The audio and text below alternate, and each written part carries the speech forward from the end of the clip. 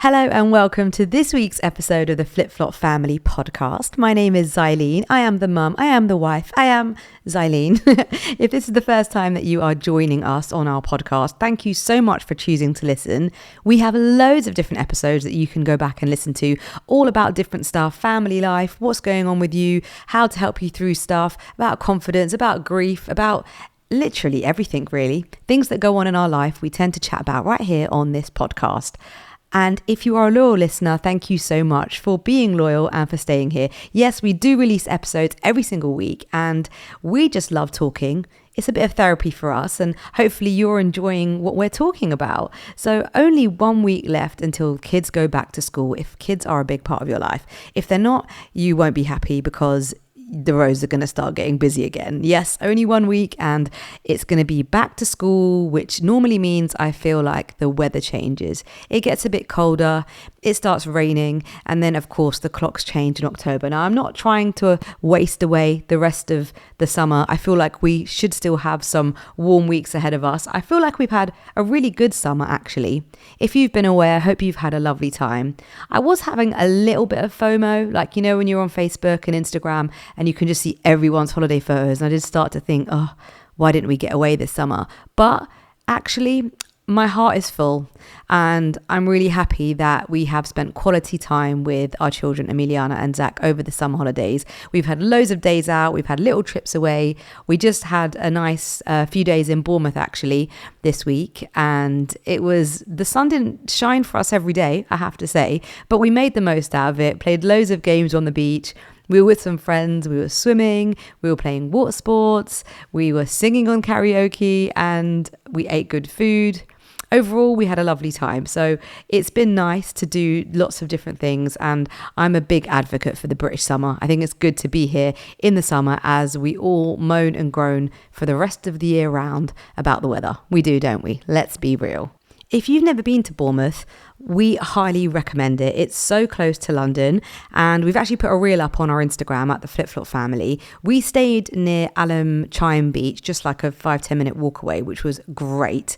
But we also drove down to Sandbanks and also Bournemouth Pier. So there is loads of different beaches and there is also some little islands. You can actually cross ferry as well. So there is loads to do down in Bournemouth and really not that far. So I just think it's a great place to go, even if you go on a whim one day when the sun's shining, go and enjoy yourself for sure. You do feel like you're abroad because it's nice, soft sand. So definitely recommend Bournemouth as a little trip away.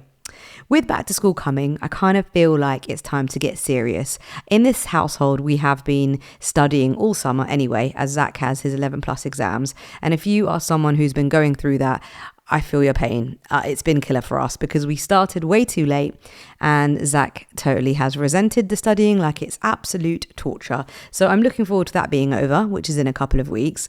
But in a week's time, I feel like it's time to sharpen those pencils, time to get focused again and get back to thinking about those goals that you want to achieve, because I cannot believe it, but of course September is around the corner, which means there is only 4 months until the end of the year. That means we are 2/3 of the way through. I cannot believe it's actually going to be 2026 before we know it. And we started this podcast back in January 2025.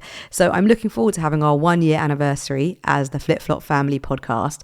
And earlier on in the year, I actually did a podcast episode all about sort of goals and manifesting. And I'm still manifesting. And I really hope that the goals that you are trying to manifest are happening for you. And if they aren't, it's never too late. So just get that manifesting hat on, write down those goals, write down where you'd like to be by the end of the year so that your New Year's resolutions are just a little bit lighter. If you've managed to achieve some of those things before the end of the year, then your New Year's resolutions may not be as serious, you know? I actually used to really hate routines when I was a little bit younger. Not that much younger, I'd say, maybe kind of up to my mid-30s. I really hated routine and I really hated that we were sort of bound by the school system. Like it took me a good, I'd say 5 years of Emiliana being at school before I sort of came to terms with it, I would say. But now I really like routine. And this week, as it is a week before school, we've been getting back into the routine, and we've been sort of clearing and tidying and sort of getting the house ready for, that routine, that monotonous daily school, work, all that kind of stuff. But I've really enjoyed it, like clearing. We've done some DIY projects. If you do follow us on the socials, you may know that I've done a bit of flooring in our outhouse this week. And I have to say that we're really lucky because we have a lovely community of friends online, and everyone is very complimentary when we do post about our projects and things that we're doing in our house. And it is really, really lovely to hear people's comments and encouragement along the way, as we love DIY in this house. I mean, Ben, I think, has kind of gone off it a little bit because we've had to do so much of it. And actually I have too, but after doing a couple of projects this week, it has really made me realize that DIY is definitely one of my happy places. Like, I do really love a little project, and I feel very satisfied at the end when you do finish it and know that sort of you did it with your bare hands. So we've been doing that sort of stuff, clearing the garden. We painted a wall. We kind of refreshed our 2 little Buddhas that we have in the garden, as they were kind of all cracked and weathered. And it feels good, it feels good to just do things and get tidy and get sorted, and kids are back in their rooms and giving them a hug before bed, and that all feels nice. Just getting ready, getting back to school. If you have little ones, you don't have long, make sure you sort out uniforms. I'm so last minute with uniforms, and often sort of the day before I realised that the kids have grown. I don't think they have grown this much over the summer, but look, there you go. I'm doing the same thing again. I need to just put their uniforms on and check to see if we need sort of longer trousers, etc. So do check out your back to school stuff, as there is only a week away. If you have little ones who are actually starting school for the first time, good luck. Or perhaps you're starting a new job, and that would be exciting, about not knowing what's ahead of you, but also exciting to start a new journey, a new adventure.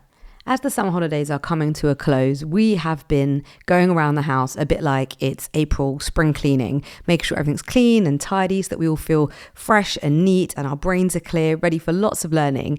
And unfortunately, in our household, the kids don't listen to me as much as they listen to Ben. So for the next 2 weeks, Ben is being the sole disciplinarian. Well, when I say sole, I mean like he's putting in the rules. I would, of course, enforce them, but I'm following his lead because I think they listen to him a lot more than they listen to me. So today we were giving them loads of tasks as Ben and I were working, and we hadn't planned anything. So the kids were at home and the house sort of, I felt like, was falling into disarray. So we gave them loads of chores like emptying the dishwasher, hoovering the whole house, cleaning the bathrooms, doing their bedrooms, making lunch, like loads of different things. Emiliano even baked today, actually. They've done a lot. But actually, I think Zach even did the garden and worked out. So they've done loads of stuff today. But it was really funny because although the kids do have chores that they have to do, they don't have that many. And the bathroom is not one of them. So today I taught Emiliana how to clean the bathroom. So she had to do the bath, the shower, the sink, and the dreaded toilet. Yes. And she didn't understand why she had to clean the toilet. And I had to remind her that there are 4 bums in this house and all of them sit on the toilets. So they all have to be cleaned, and it shouldn't all be by one person. So I taught her how to do it. And yeah, she wasn't very happy about it, but she did it and did everything. And then I said she has to do the cloakroom as well, which she did.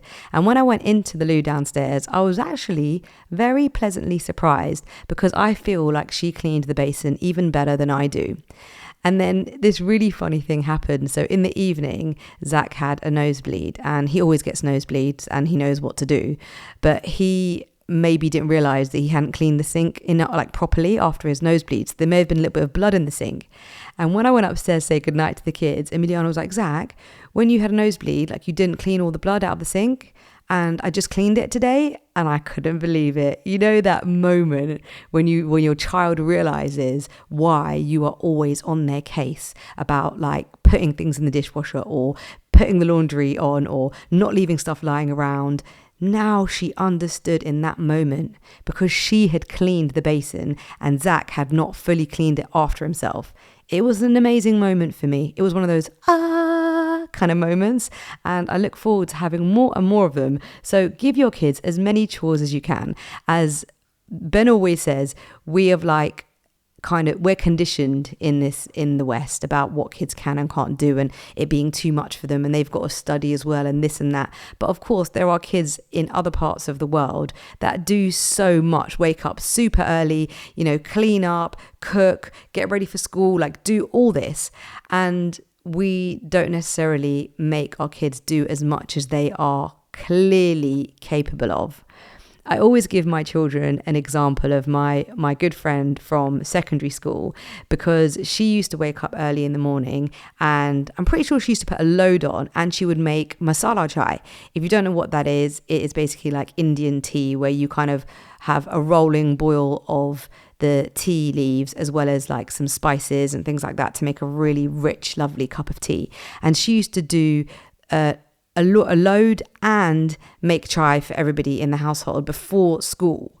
And I use that as an example all the time, because, your children can do a lot, but I just don't think maybe we get them to do so much because we're more concerned about sort of academia and their clubs and their instruments and their sports, that perhaps we don't give them as much to do in the house. But as Ben always says to me, like, we want to make sure that when our children go out there, they can look after themselves, they can keep their homes tidy, they can, cook for themselves, they understand all the things that go into basically living life, and not just the things I just mentioned, not just the school and the clubs and the sport, not just the fun stuff, but also the stuff that basically helps life tick by and in a hygienic way. I can't say that Ben and I always agree on our methods of discipline, and you may also agree with me, potentially, I would say, especially if maybe you and your partner have had very different upbringings. And I think that's definitely the case for Ben and I. We have been brought up very differently, and so our methods of disciplining are very different. And that can be difficult at times, because you need to kind of find that happy medium where you both feel like that's the way you should discipline your children. But often that doesn't happen. So I end up doing it my way, and he ends up doing it his way. And I mean, I can't deny it. My way is too soft, because I don't get results like Ben does. Hence the 2-week period of Ben, which we will definitely talk about next week. I'm sure Ben or the kids will be on the podcast next week, and we'll see how we're doing with that. Zach is super excited about starting school again. He's going into year 6. I cannot believe that our youngest only has 1 year left in primary school. I'm not ready to start looking at secondary school.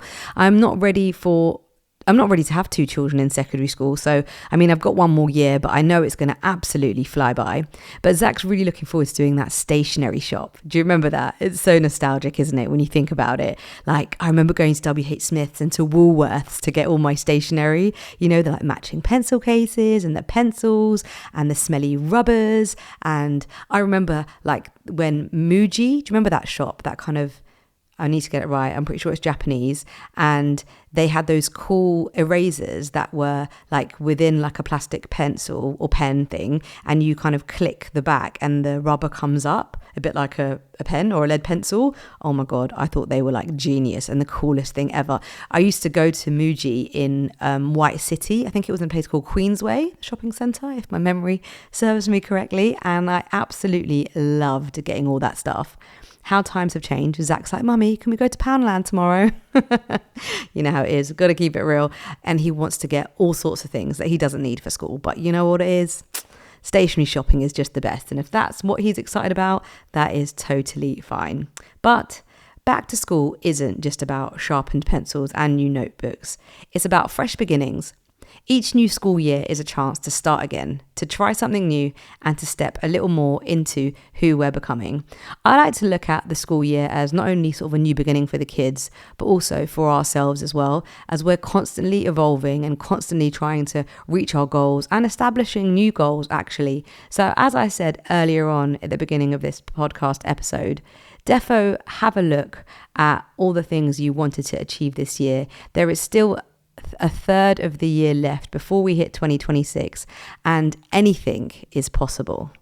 I have a great Song of the Week tune for you today. While I was doing the flooring in the outhouse this week, I had Kistery, like R&B on the whole time, and I was absolutely loving it, and it brought back some serious memories. You know what it's like when you listen to old school tunes. I just feel like there's always a really poignant memory attached to certain songs, and my tune of the week has got to be this one. It's from 1998, and it's by a group called Another Level. You may know it.